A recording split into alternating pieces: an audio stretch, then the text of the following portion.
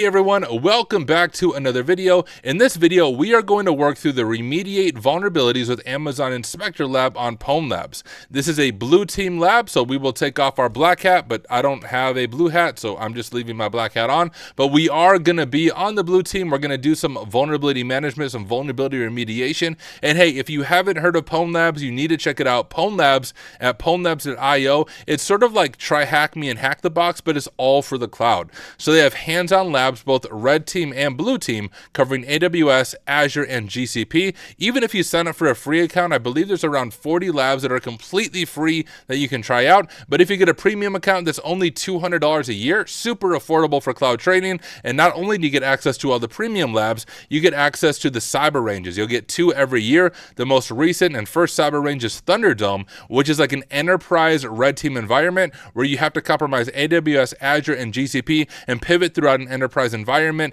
to get 9 different flags. So hey, Pwn Labs is awesome. I'm a big fan, but let me go ahead and share my screen. This is a premium lab, so if you do not have a premium subscription to Pwn Labs, you will not be able to follow along with me. You'll have to live vicariously through me. But if you do have a premium subscription, hey, let's do this together. Get signed into Pwn Labs, find this lab, hit lab on, pause the video. It takes just a few minutes for the lab to start up, and then unpause the video and let's do this together. Now, this one is not suitable for a CTF approach. So when you're doing Pwn Labs, it will tell you, hey, this can be done as a CTF, which means here's your initial access. You can dive into it, black box, see if you can figure it out. Other ones are more like guided labs. I think of like guided rooms on Try Hack Me. So the ones that are guided labs will say it's not suitable for a CTF approach. So that's what's going on there.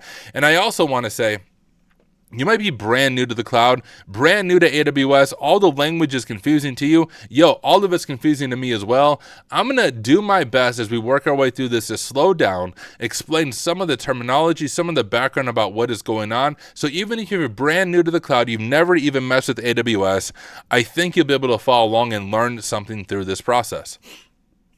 But let's go ahead and dive into it. I'll just zoom in here. Here's our scenario.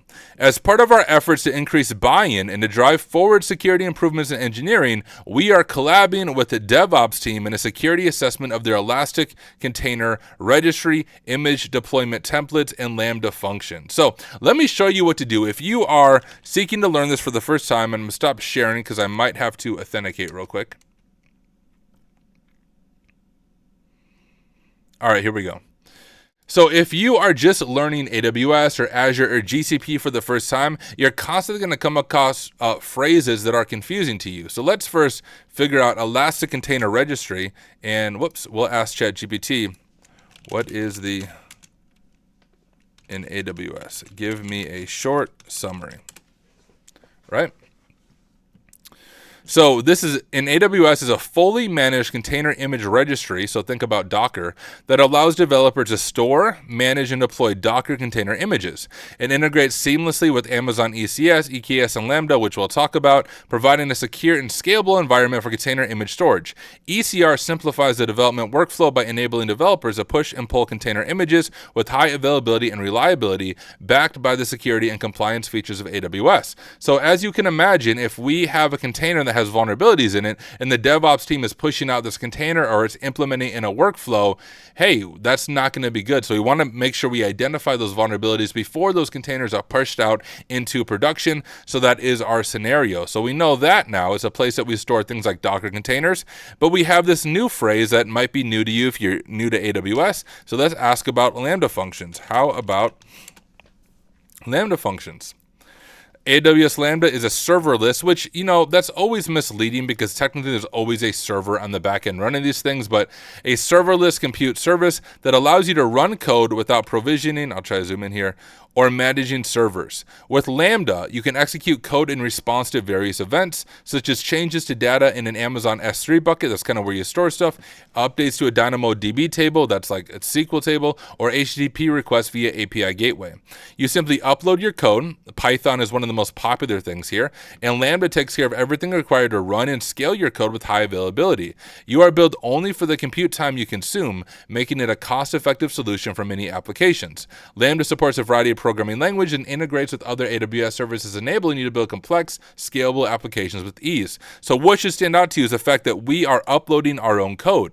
Well, code can have vulnerabilities in it. I mean, that's where vulnerabilities come from. If user input is not sanitized, things along those lines, it's in your code. And you want to identify that before you deploy Lambda and you're running all these processes, because a user might interact with the Lambda. Maybe it's a customer, maybe a customer's account gets hijacked. And if you don't have solid code on the back end, they'll be able to abuse that and pivot into your AWS environment. So as a blue teamer, we need to slow down and make sure we're checking these things pretty deeply before we deploy them to prod. Looking over at comments, Cyber Warrior said, how is it being a pen tester? Thinking about a career switch looks interesting. Pen testing is amazing. I mean, I absolutely love my job as a pen tester. I mean, I love it so much. I do it during the day, and then half the time I'm on stream at night doing more pen testing type things just for fun. But I will say, pen testing is not for everyone. Like, it really is a grind. You have to constantly be learning. I know from experience, y'all, some IT jobs, honestly, many IT jobs, when you get an IT job, a lot of it is just responding to fires, which means you'll have a lot of downtime where you don't have to really do much. I mean, you can waste that time on Reddit. If you are in one of those jobs now, I would encourage you to learn during that downtime. But many IT jobs have a lot of downtime, but then you're available for that time to put out fires. Pen testing is not like that. If you're a pen tester, you are consistently busy because, like, for example, I am a security consultant. So I work with different clients, different companies all over the United States, sometimes the world, and I usually have a different engagement every single week or every few weeks, depending on how long the engagement is. So every single day, I am grinding things out. I am hands-on keyboard, exploiting, hacking, writing reports. So if you want a job that it just allows you to kind of drift and take it easy, pen testing is not for you. Additionally, you're always having to learn new things, new technology. As a consultant, I'm dropped into like a new customer environment every single week. I have to learn a new technology stack quickly. I need to research what's going on, and I need to understand enough to abuse like business logic flaws and find vulnerabilities. So personally, it fits my personality. I love it, but I just want to be clear, it is not for everyone.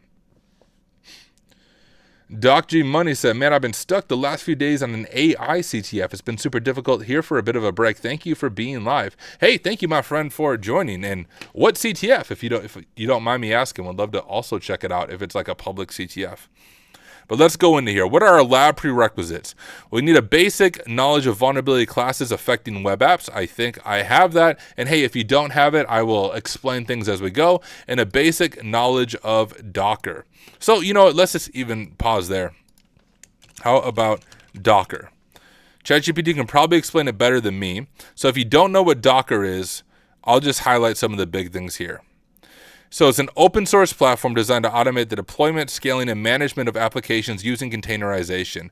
It's sort of like virtual machines in some ways, like ones that you spin up quickly, because you can use Dockers for web servers, applications, all of that. They're lightweight, portable, self-sufficient. But I think of Dockers almost like mini virtual machines inside your computer that are isolated from each other as you run different things. So that's what the Docker containers are, and you can spin them up. There's an entire website called like Docker Hub, which is actually where I recommend doing CVE hunting at.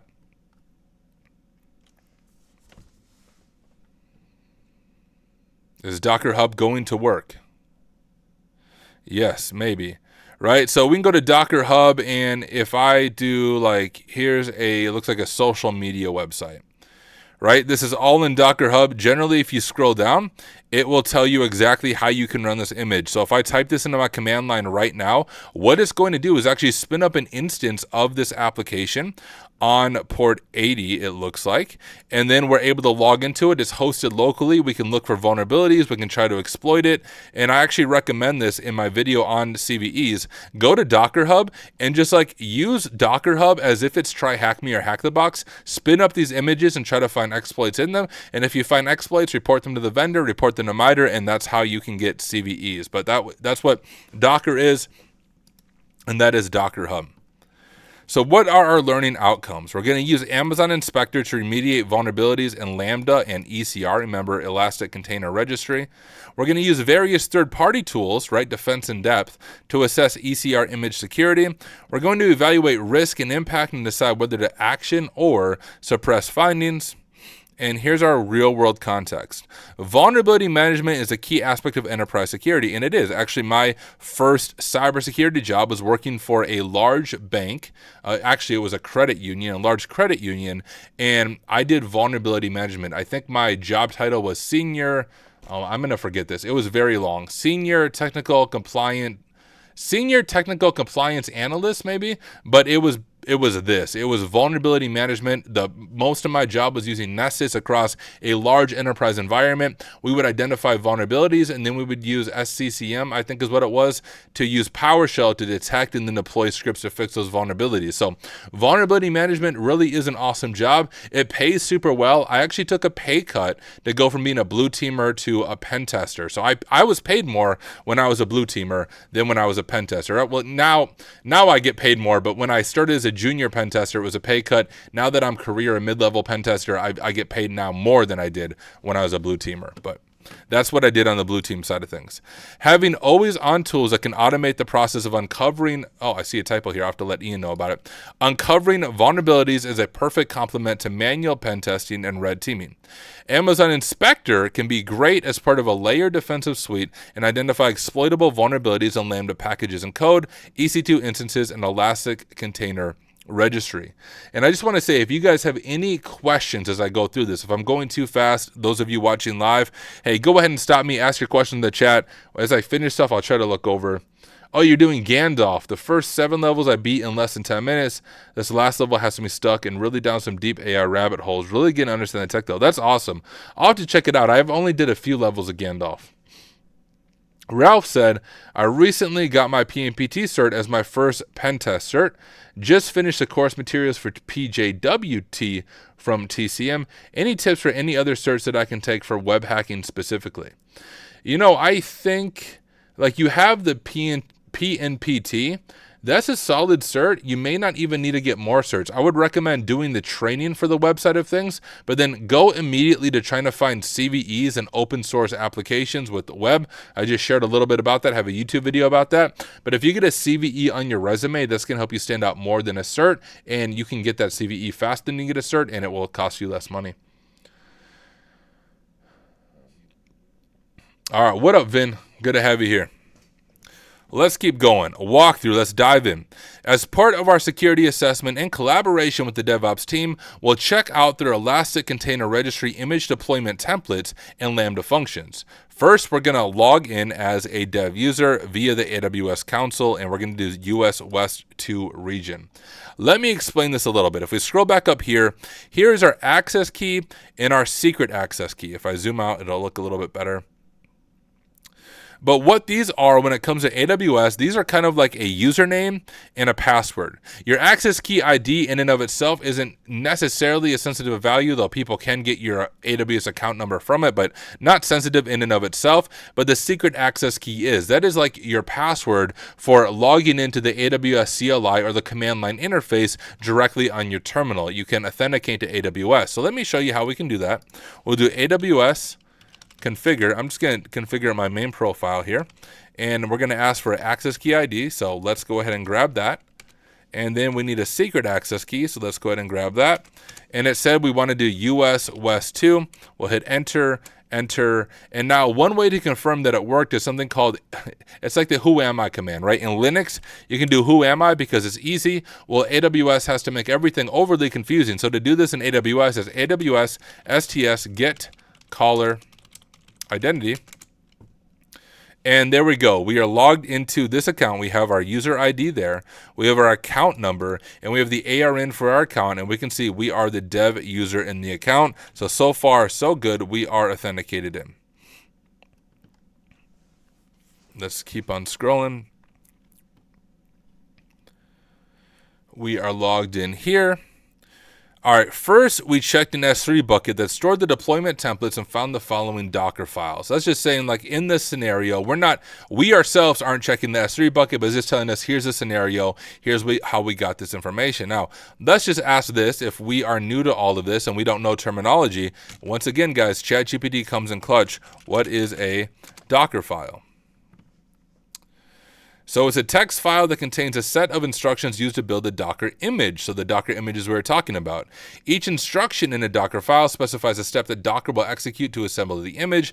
These steps include defining the base image, installing software packages, so we could look for that or any of the software packages outdated, copying files, setting environment variables, and running commands. Docker files enable you to automate the creation of consistent and reproducible container images, right? Here's an example of it, explaining everything that is going on, but that is what this file is. Here is our Docker file from the DevOps team, and this is what we're testing to see if we can find any vulnerabilities. So I'm going to go ahead and just copy this. We'll open up our terminal. We'll do cd pwn labs. We'll make a directory, and we'll just call it inspector, cd inspector, nano Docker file, and I'm going to paste this in.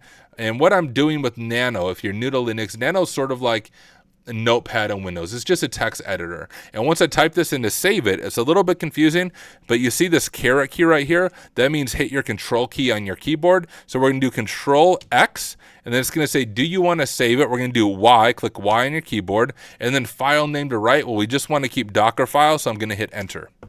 All right, and we can cat that out and make sure it's saved, and it did. There is our Docker file. Let's jump back over to this. The Docker file references package.json. Right there. Copy only the package.json file to use for installing node modules. So since it references package.json, we probably need that file. And so here is package.json showing what dependencies we are using. Let's go ahead and copy this and also create it locally. So I'll do nano package.json like that. I'm going to paste it in. Same process, control X, Y, enter, and there we go. We have that done. Now let's deploy it. Install Docker for your OS, which if you don't have Docker installed, you can do that. Follow the steps there. I believe I have it installed. And I do. Docker-V just shows me I do have Docker installed. We can authenticate Docker to the Amazon Elastic Container Registry with get login password by running this is what I mean by AWS being confusing. By running the AWS ECR get login password command. It has to be, 15 freaking words. Then when using the Docker login command with gain authentication token, we need to set the username to AWS and provide the URI or the URL of the Amazon ECR registry we want to authenticate to. The following command retrieves an authentication token from AWS ECR's dev user, gets an AWS account ID using AWS STS, and uses these to authenticate the Docker client to the ECR repository in the specified region. This setup allows the Docker client to push and pull images to and from. All right. This is confusing, I know, so let me explain this a little bit. Okay? Let's walk through this. So the first thing we're doing is this Amazon command, and this is just how we authenticate to ECR. Remember, ECR is the Elastic Container Registry, and is this service in AWS for deploying and managing images such as Docker container images. So this is AWS ECR get login password, so we're authenticating in the region US West 2. And then after we do that, we are piping, so we're now logging into Docker, and we're doing Docker login and username AWS. The reason the username is AWS is we're authenticating via our AWS profile into Docker so we can interact with ECR, and then password standard definition. And then we're doing a command in here. All this is doing is getting our account ID, and that's how we're figuring out what our URI is for the Amazon Container Registries. Your account ID and then .dkr, .ecr, .us west 2, Amazon AWS. So let me just show you this standalone to show you what it's doing. If I copy this, see, it's just giving us our account ID. So all this command is doing this. If I copy my account ID, this is the URL that it's specifying. dkr.ecr.us west2.amazonaws.com. It's just putting it directly in the command so we have a one-liner. So here's also just a helpful learning technique. When you're going through a lab like this and it gives you a one-liner that does the whole thing for you, that's awesome, but would encourage you to slow down and make sure you understand what that one-liner is doing. Don't just copy and paste because you don't learn that way. So do what I just did, like paste it into Mousepad or Notepad and look at it slowly so you know what is going on here. And if anything is confusing, do some deeper digging and dig into it so you know what command you are running. But for now, I will go ahead and copy that. paste it in, and I am not in the Docker group. Let me remember how to do that.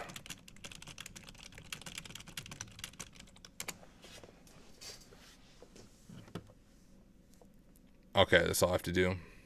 Oh, I have to log in and log out. Oh, okay, sweet. So let me just add my user to the Docker group. You may have to do this as well, or else you have to sudo everything.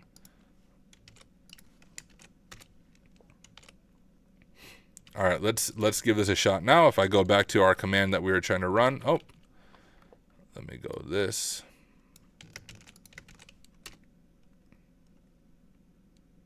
And then it works. So you can see we successfully logged into Docker. We can interact with ECR. Let's jump back to our walkthrough. Now we're going to build the Docker image. Now what building the Docker image is taking that Docker file and building it. And the Docker file, of course, references the package.json. So it's going to use all that information to build our Docker image. So let's go ahead and do that. It's docker build-t. So that's what we're calling it. And then we're just specifying all the build files. The Docker file is in our current directory. That's all this command is. So we can copy that, jump back over to here. And just to show you that, there's our Docker file, our package.json. If you do this in a different directory, it's not going to work because we're specifying, hey, with this period or this dot right here, we're specifying do this in the current directory. And it's going to go ahead and build that for us. While that does it, let's continue to look at what we're going to do next. Must be getting a cold. All right, first, we need to prepare the logistic app Docker image for uploading to a specific AWS ECR repository. Now, let's slow this down. We already asked ChatGPT, we already defined these terms. So we have our Docker image, sort of like that virtual machine inside your computer. And then we have ECR. Remember, Elastic Container Registry. It is the service in AWS that you manage container images, deploy container images, such as Docker files. So we're going to prepare it for uploading to a specific ECR repository in our account by giving it a tag. So you can think of even like a YouTube video. When you upload a YouTube video, you can specify tags. That's kind of what we're doing here. We're tagging it so it goes to the right spot that matches the repository's URI or URL. This step is necessary before we can push the Docker image to AWS ECR, as the image needs to be tagged with the ECR repository URI. Your deployed lab instance will have a different AWS account ID, so we again retrieve this using STS or the security token service. Is this done? It is. So once again, let's grab this command so we can understand what is going on. So the first part is pretty clear. It's a Docker command. We're Docker tag, and then we're specifying the Docker image we are tagging. Remember, we just called it logistic.app. Let me scroll up right there, logistic.app.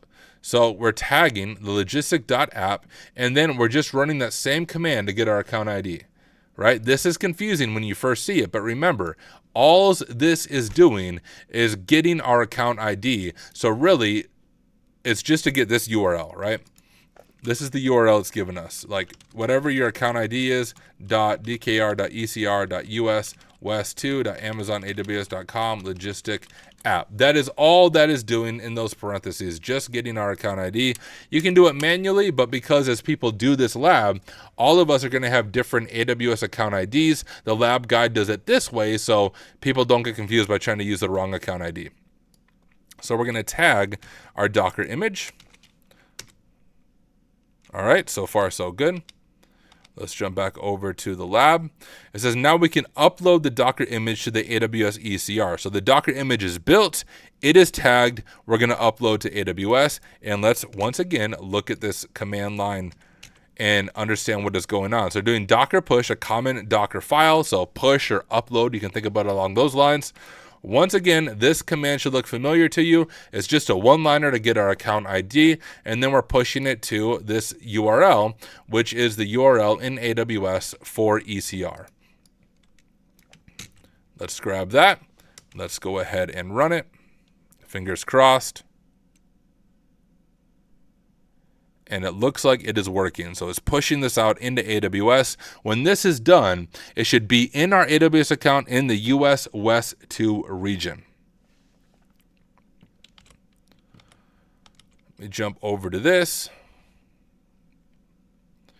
So that was successful. Next, we need our dev user password so we can log into the AWS console and use Amazon Inspector. So right now, we only have CLI access. We're just going to create a password for our user so we can log into the Amazon console, because that's what we're going to use Amazon Inspector inside of the GUI of the console. Let me look over at chat and make sure I'm not missing anything. Hack the Box CPTS versus OffSec's OSCP. What would be a better cert to have in 2024? I say this with pain in my heart, but it would be the OSCP. The CPTS is far better training, far more realistic cert, but OSCP is still king when it comes to name recognition. Doc G Money said, is Linux Plus worth it for us pen testers in your opinion? Or if you can CTF, you will be fine. I never see this as a cert mentioned for employment, so my gut says you're fine if you can CTF. Yeah, I mean, the training for the Linux Plus is solid, but I don't think you actually need the cert. And that's how I learned Linux, is literally just doing CTFs. Well, I guess there's a few ways. Doing CTFs is a great way to learn, but I also run Ubuntu as my primary OS, at least like on my work computer, which is what I'm on the majority of the day. My computer right here is Windows only because I use it for gaming, and I had some issues when I was running Ubuntu and NVIDIA. But like the vast majority of the day, I am on Ubuntu. So I also recommend that if you want to get good with Linux, just start using it for your day-to-day tasks. And then GPT is amazing now for learning Linux as you run into issues.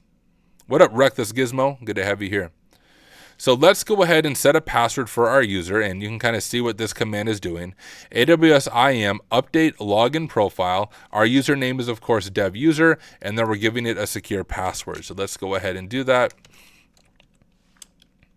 I'm going to give it the same password I use for my bank account. There we go. And now we should be able to log into the AWS console. And I don't know if I'm logged into the console already, so just give me a second. All right, no, I'm not.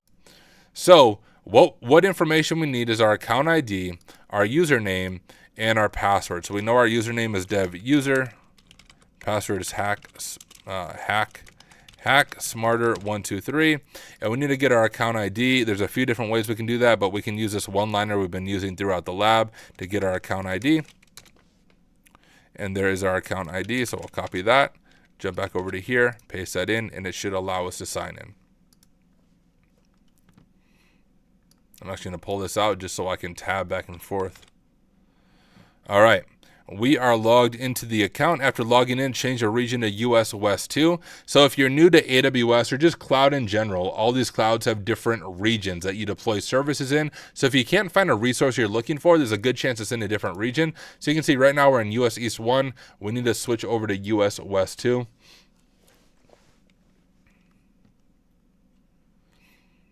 And here we are. Here's Amazon Inspector right there, actually. You can also search for it and open Amazon Inspector. There are a few notifications that appear, and once closed, you see the dashboard below. Let's just look at this together. So we have all this crap. Just feedback. Bro, just leave me alone, homie. Let's close this stuff out. Okay. So if we look at this, we have our ECR container, EC2 instance. We have nothing there. We have some risk-based remediations right here. And we have our ECR repo with most critical findings. So you can see our logistic app has 2 critical findings and 20 findings. Clicking on the 2 critical ECR container findings. So let's go ahead and look at that. We can go right here, critical. So we have 2 critical findings, IP and tough cookie. Let's just look at these ourselves. So as the IP package before 1.1.9 for Node.js might allow SSRF or server-side request forward you, which is a bad deal in the cloud because an attacker can use that to get AWS creds from the metadata endpoint. Because some IP addresses, such as whatever that is, are improperly categorized as globally routable via is public. Okay, So if we are vulnerable to that, we definitely want to fix it. And we have tough cookie. Versions of the package tough cookie before 4.1.3 are vulnerable to prototype pollution due to improper handling of cookies when using cookie jar in reject public suffices equals false mode. This issue arises from the manner in which the objects are initialized. And if we go back to here,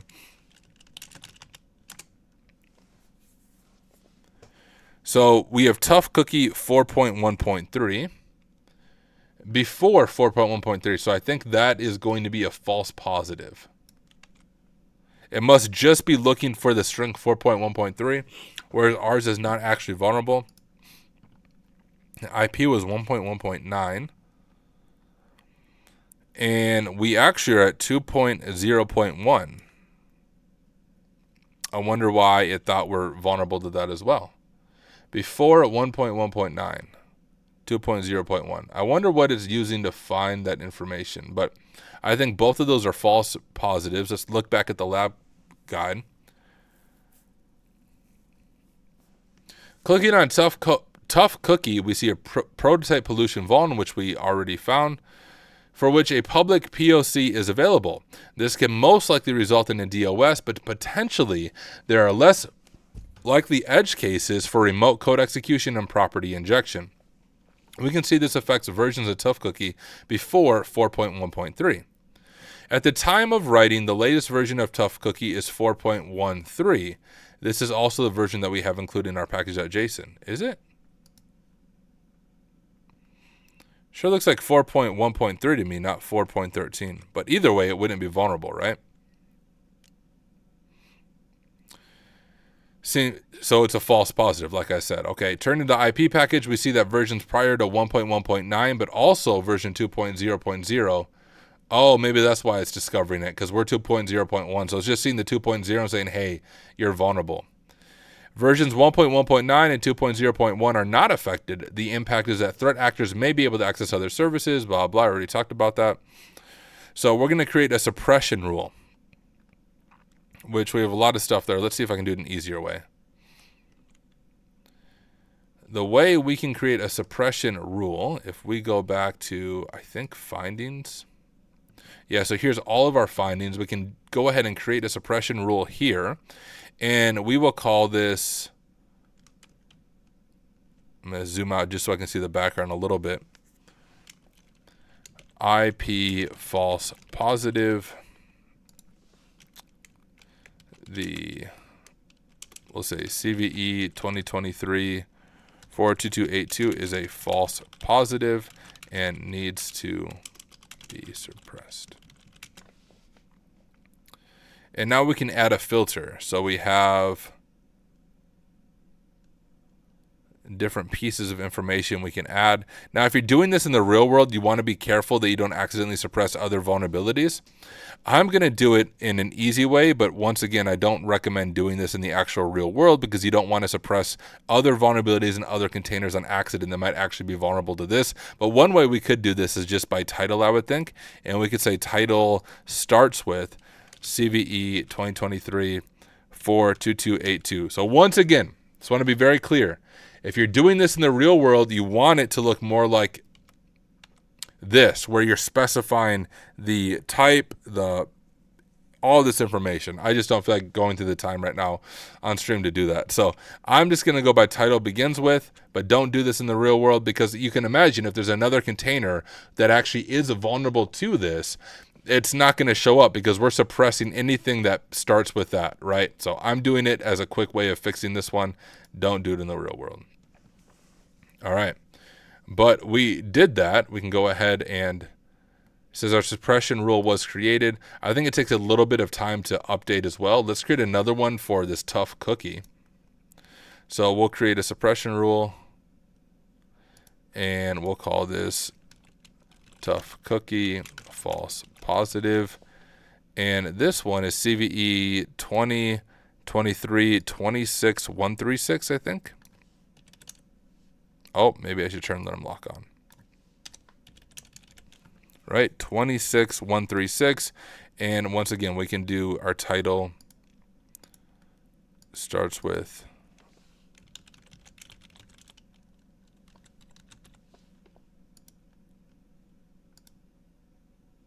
Okay. I think it takes a little bit for those findings to actually go in place. Let's see. Let's see if it does. We'll give it some time. We'll continue the lab. But like I said, I think it takes a little bit for it to rescan and for the suppression rules to go in place. Can I refresh? Does that do anything? And maybe you do have to go through all of the process that we saw on the other page. We'll come back to it.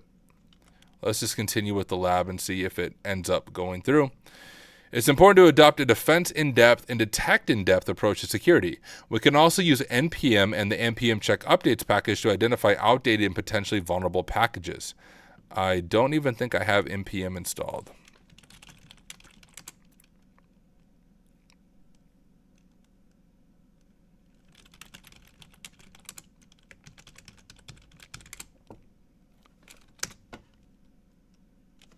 All right, we'll give that a shot.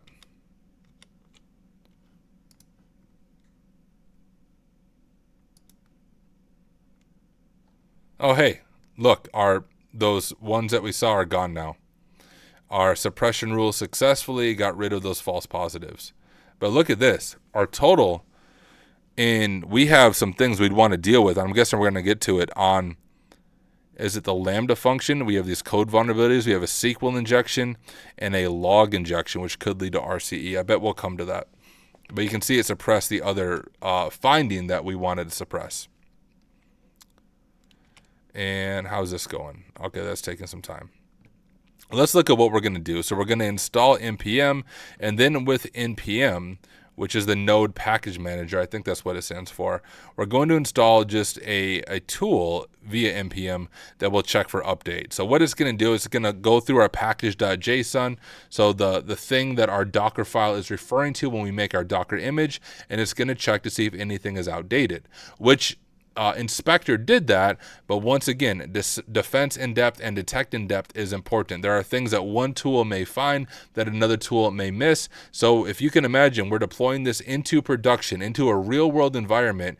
You want to be absolutely certain you don't have any high or critical vulnerabilities that are going to be exploited by a threat actor that they're going to use to then pivot into your organization, steal sensitive data, and all of those shenanigans. This is just about done. Good time for a drink of water, I think.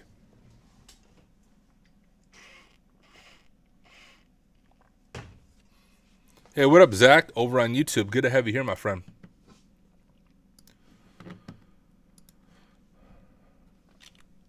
What?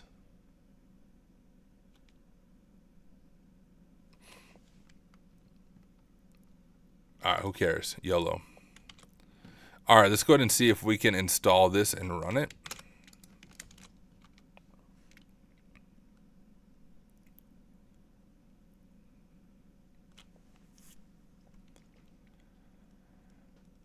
Oh, we're getting permission denied. All right, let's do the same command but sudo it.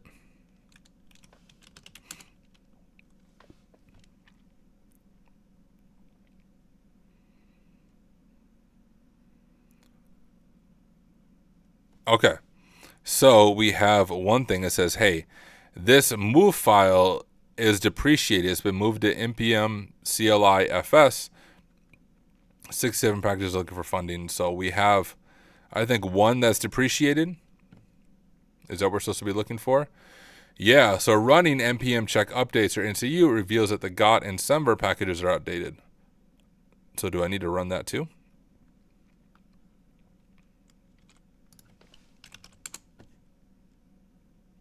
Okay, so running NCU right there.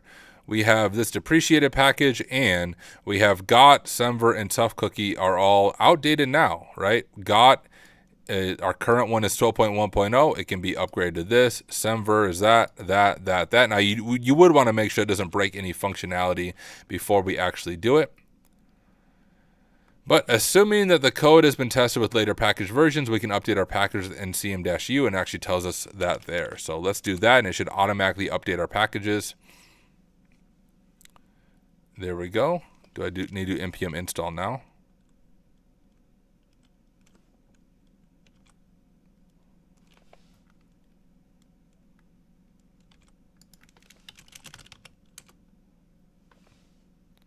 Oh no, it upgraded. You can see we have our GOT is now 4.2.1. Our SEMVer is now 7.6.2. And our tough cookie is 4.1.4. So I did successfully updated it. Sneak have also created a package JSON health checker that we can use. All right. Let's go ahead and give this a shot. Pwn Labs, inspector, upload our package.json and see what this says about it.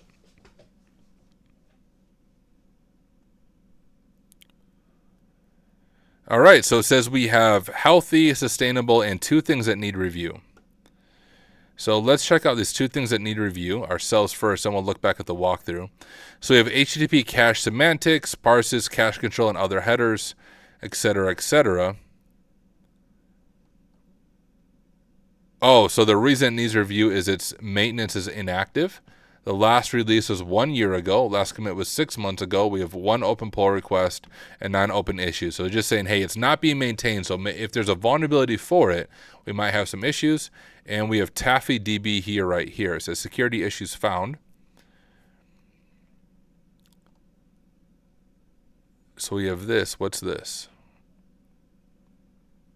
Internal property tampering. And that seems to affect, even the most recent one, 2.7.3 is vulnerable. And this one has not been, oh geez, the last release was 8 years ago. Yeah, I would say maybe we don't want to be using this in our Docker file. Let's go back to this. We see the latest update. That was a year ago at the time I ran the check. Yep. It also identifies a high severity vulnerability affecting TaffyDB that is not actively maintained. The internal property tampering vulnerability could potentially allow threat actors to access internal database items and inject arbitrary SQL statements that could potentially escalate to RCE depending on server configuration, i.e. upload a web shell. The latest version of TaffyDB is 2.7.3, which is a version of our package.json. Zach over on YouTube said, how similar is Linux Windows priv escalation to AWS Cloud? Honestly, it's not similar at all. Completely different worlds if you're doing privilege escalation in the cloud. With the cloud, it's a lot about like looking at IAM policies, looking at functions you can invoke in order to elevate your privileges. Some of the thinking is similar, but you can't like apply linpiece to the cloud unless you're trying to escalate privileges on a virtual machine to then like do an SSRF request to get creds, but otherwise completely different ballpark. So given the risk, it's not critical development workflows. So like in the real world environment, here's how this would work. If we are the blue team and we're auditing this for the DevOps team, we would want to make a report about this or bring this up to them and just ask them, hey, can you guys test these packages? Do we actually need them or are we good to remove them? And often there's like a change control process you go through where it goes to testing and dev, and then you get the go ahead to remove these packages before pushing it out to prod. And so that would be the process here. So let's pretend like we did that process and the DevOps team said, no, it's not critical to development workflows. We can remove it. We can remove it from the package.json. And we're going to run one more tool, it looks like, of npm audit, which also might identify these issues. So once again, defense in depth, detection in depth. Let's give that a shot. When in doubt, sudo it. I thought I created a lock file. I guess it didn't. All right, this command requires an existing lock file. Try creating one first. All right, word. Let's try one.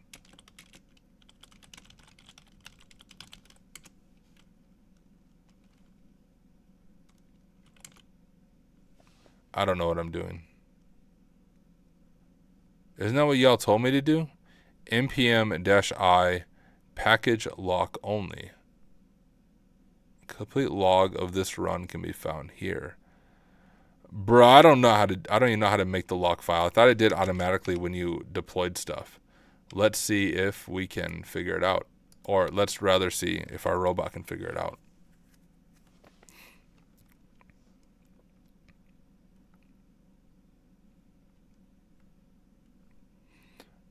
Okay, I thought I did that, but shorthanded way.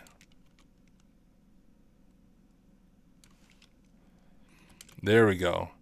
Now it doesn't. Now we can do npm audit, which I think it just did for us. So now if we run npm audit, you can see it finds TaffyDB severity high.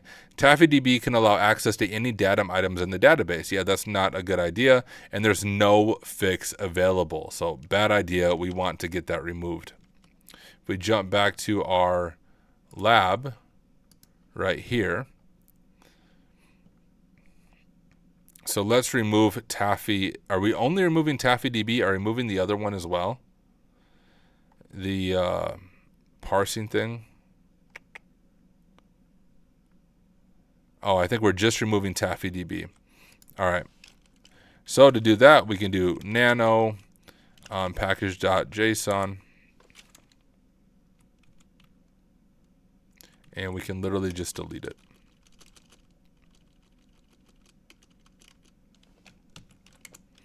I can probably remove the package lock too. All right, so we package.json is fixed now. And now, oh, I guess I shouldn't remove the package lock here. Let me just redo that real quick. All right, so now you can even see it there. But if we do npm audit, we found 0 vulnerabilities now, so we're good to go.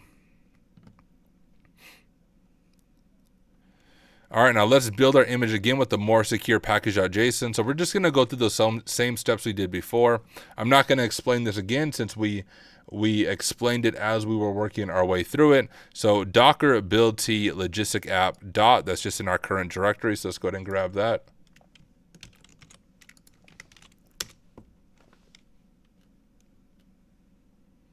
Ultron 22, I have no idea what you're talking about over on YouTube.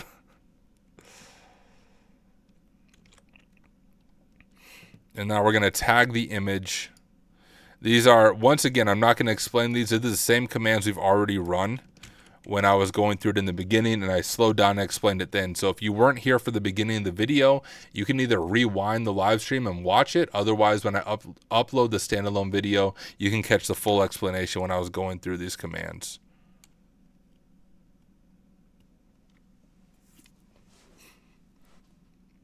I don't know if it's going to work with the way I did those commands like that, but we'll see. Yeah, I don't think it ran this one.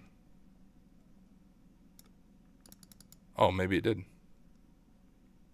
We tagged it and then we pushed it to the repository. Beautiful. That actually did work.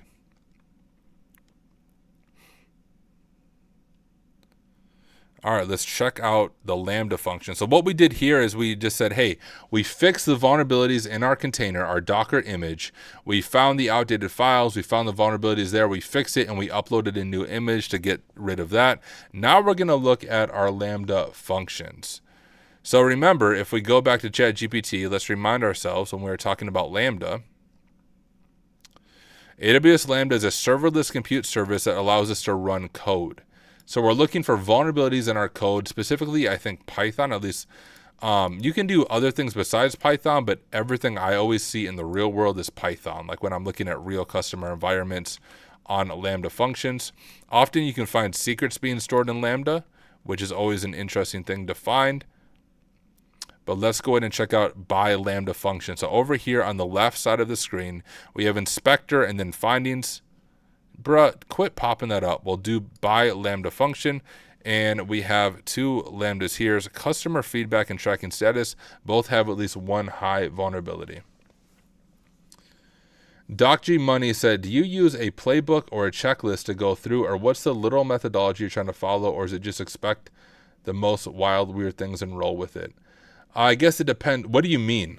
Like when I'm doing blue teaming stuff, red teaming stuff, both. And for pen testing, I have a very clear methodology as I'm working through stuff, both whether it's cloud or web app or on-prem. For blue team, I don't do blue team, but generally on the blue team side of things, you're told by your manager or whatever team, hey, here is what we need you to audit. Here are the vulnerabilities we need you to check or remediate. So it's less of a playbook. It's more of your boss is saying, hey, you need to dig into this, and you find information on what you're trying to do.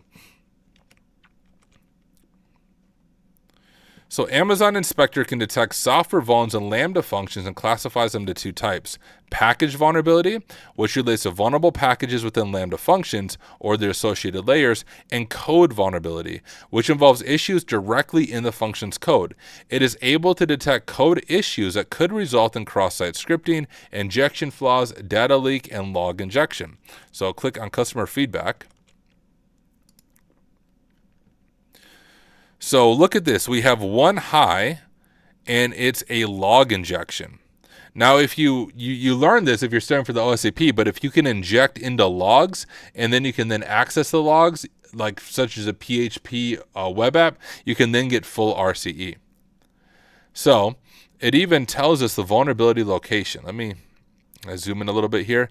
It's saying, hey, on line 53, you have this logger info, receive feedback from user email, and then the user feedback. So it's not sanitizing this user input right here, and it's passing it directly into the log, right? Logger info.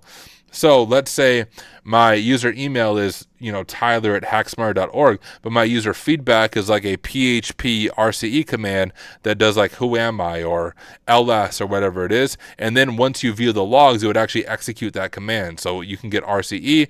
You can think even if the attacker can't see the logs, you could do a reverse shell there. And then when the admin looks at the logs, it executes that reverse shell and the attacker then has access. So that's what this log injection is talking about. It leads to RCE. So why are we recommending the following fix? Well, log injection attack that breaks log integrity, forces log entries, or bypass monitors that use logs, right? And sensitive information leak. So the cool thing is it even tells you, hey, here is how to fix it. So it's saying, here's what it is now on that line 53, receive feed. My VM just froze. Can you guys still see me? Okay, we're still here. I don't think the stream broke, but my VM broke for a second there. Anyways, this is our vulnerable code, receive feedback from user email, user feedback. And now we're doing, we're URL encoding it is what it looks like to me. We're URL encoding it so that even if you do something vulnerable, it will URL encode it and it's not going to inject it into the code. And it even gives us the fix right here. So that's the fix that we need to do. Let me jump back to the walkthrough, making sure I'm not getting ahead of myself. User input is not sanitized or validated. Yep, exactly what I said. In a PHP server, yep, that's the same example I used. So clicking download returns the patch that contains the fixed code below that URL encodes the input. So let's go ahead and download the file then.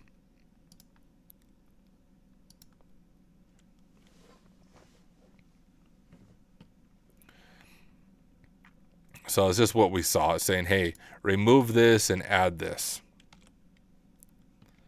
I suppose if you had more vulnerabilities, it'd be helpful to download it. In a PHP server example not related to Lambda, a threat actor might try to deliver the following payload. User email that and user feedback, the ls command. In a log, it would look like this, and then it would actually execute that command if it's a PHP server. But if we URL encode it, here's what it looks like. You're going to take away the teeth out of that, and even if an attacker tries to abuse that, it's not going to work because of the URL encoding. So let's go ahead and fix that code. If we go to customer feedback here, this function,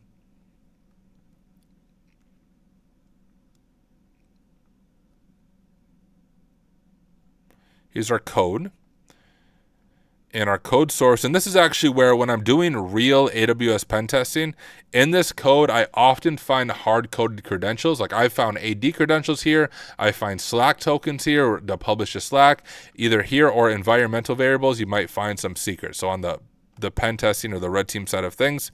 But here is our vulnerable code right there. 53, logger info, receive feedback, blah, blah. We can go here, and if we just grab the fix right here, we'll just copy that, go back to our vulnerable code,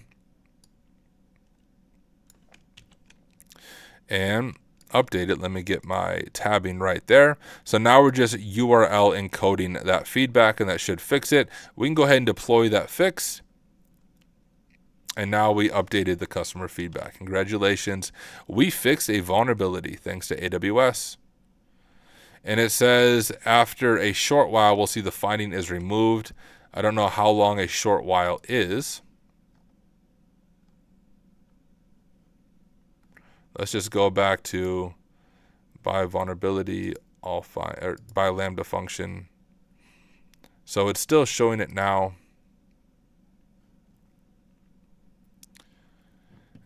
Age is an hour. I don't know if there's a way I can like manually have it recheck. We'll just keep it open. We'll come back to it by the end and hopefully it's fixed there. But let's check out this one, our other vulnerability. Now that we know what's going on, and let's try this one on our own without looking at the walkthrough, but we'll still look at it to make sure I'm not missing anything at the end. So this one, the tracking status says it's vulnerable to SQL injection. So let's go ahead and see in what way is it vulnerable. So what are we doing with this vulnerability location? We are inserting into shipment logs, tracking ID, status change. We're giving it the values that, and we're initiating the query. It looks like our vulnerability is if a user is able to update the tracking ID and status change, they would be able to potentially execute queries as it's executing in the database. So that is the vulnerability. Why are we recommending the following effects? We detected a SQL command that might use unsanitized input, so we need to sanitize the input. But this time it doesn't give us the fix, but let me show you guys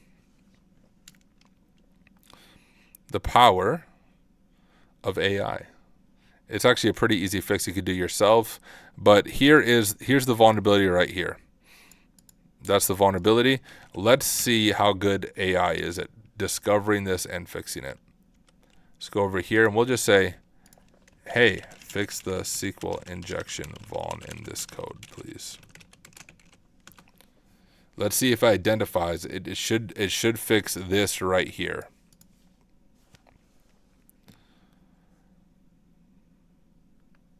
Oh, and here's another, I guess, not really vulnerability in this case, like code vulnerability, but you generally don't want to be passing secrets like this in the code, right? We have a DB user and a password and database information here. You'd want to use Secret Manager or whatever in AWS to pull those in securely rather than hard coding those in your Lambda code. So if I was doing a pen test, I would count that as a finding. And there it is. It actually does detect it and it fixes it. And it's just parameterizing the query, right? It now contains placeholders instead of directly embedding the values. This prevents SQL injection by ensuring the values are treated as data, not executable code. All right, let's go ahead and copy this code and go back to here, and we can go and update the code there, and we will click deploy. And I almost guarantee that's what the walkthrough is going to do as well. They're a very similar fix to the code. Let's see if I'm right.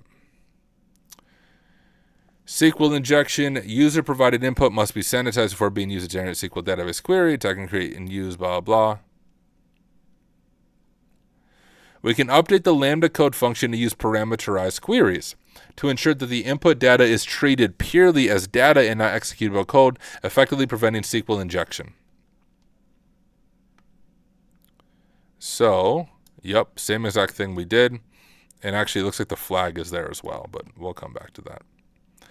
After updating the function code, returning to the dashboard, and waiting a few minutes for the function to be rescanned, we see no critical findings. All right, let's, oh, the frick, our resource don't exist, homie. Oh, our resource doesn't exist because the finding's gone. The customer status one, the reason it says a resource doesn't exist is we're looking at findings for Lambda functions here, and it rescanned it, and it was like, yep, that's no longer a finding. It will probably do the same thing. Well, I know it will do the same thing for tracking status. It just takes a little bit of time. But our customer, what was it, customer something, is good now. It's no longer has a finding or a critical finding. We successfully remediated that log injection in that previous Lambda finding, and the flag is in the last Lambda function. So if you are doing this, you can go ahead and grab the flag. If we go to our tracking status, it'll be in the code here at the end. So if you're following along, there is your flag to complete the scenario. All right, let's keep going. IT security staff are trusted guardians of enterprise applications, data, and the line of defense to protect against threats. However, in larger companies where security roles might have greater specialism, you may not want the Amazon Inspector operators to have access to production credentials. It's worth noting that Lambda code scanning snippets may flag and show hard-coded credentials in plain text. So further reading. So from AWS, let's do a little bit deeper. Like, what can this all do? So Amazon Inspector support, blah, blah. Standard scanning, this is the default Lambda scan type. So we have a default scan. We have, scan. We have code scanning. Scans the application code, which is what it found for our code vulnerability. It found that log injection and the SQL injection by doing the code scanning. Scan behaviors upon activation. It scans all Lambda functions invoked or updated in the last 90 days of the account. So if it's one that has not been invoked within the past 90 days, it's not going to be scanned. So as soon as it discovers an existing Lambda function, it will do it. When you deploy a new one, it will scan it. When you deploy an update, it will scan it. And whenever it adds a new CVE and it's relevant to your function, it will scan and notify you. So pretty solid tool for scanning. And it's more than just Lambda, of course. We're looking at it here, but Inspector does, I think, EC2s and everything. Looking for vulnerabilities across the board that if you're on the blue team, you can audit your AWS environment and then work on patching some of those vulnerabilities.